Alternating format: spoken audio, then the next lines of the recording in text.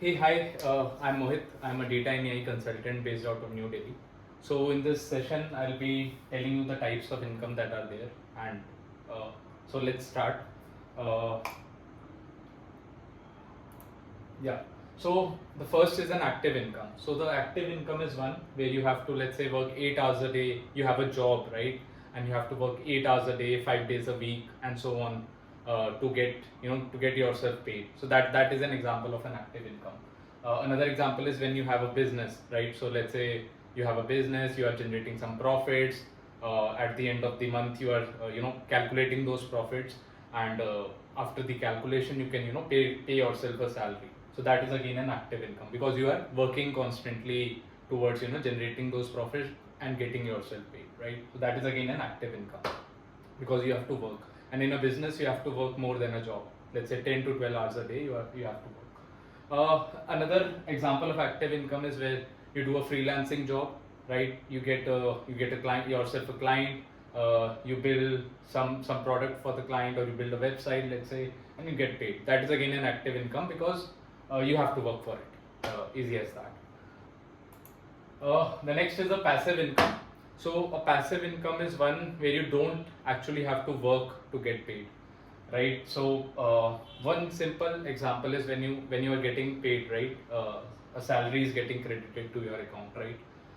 And the bank has to give you 2 to 3% interest on that, right? So you don't have to work for that 2 to 3% interest. The bank has to give you, right? So that is an example of a passive income, the money in your bank account.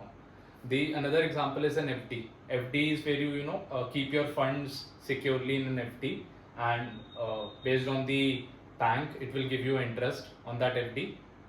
So you don't have to work for it. The bank will give you. You just have to secure the funds to the bank, and it will give you an interest on top of that. Another example of a passive income is when you put your money into, let's say, mutual funds or markets. So they can grow. Let's say in 2020, particular stock is valued at 200 rupees. So let's say in 5 years it will grow till 500 rupees, right? So you don't have to work for that. The company and the employees have to work for that to increase the stock value. You don't have to work, right? You just put that money, and it automatically it's growing, right? And some of these stocks also pay a dividend to you, so it's good, right? So whenever the company results is announced, so you get a so profits are generated by the company, and you get a dividend income as well, right? So another, I would say, when very let's say you work very hard in your career, right? You generate a lot of money in your bank account, so you are able to buy a property, right? After buying a property, you rent it out, right?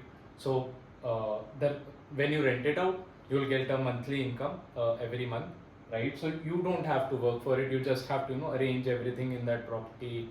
You have to make everything available, like an AC, a TV, and everything. And then every month, the person has to pay you the money. So that is an example of a passive income, right?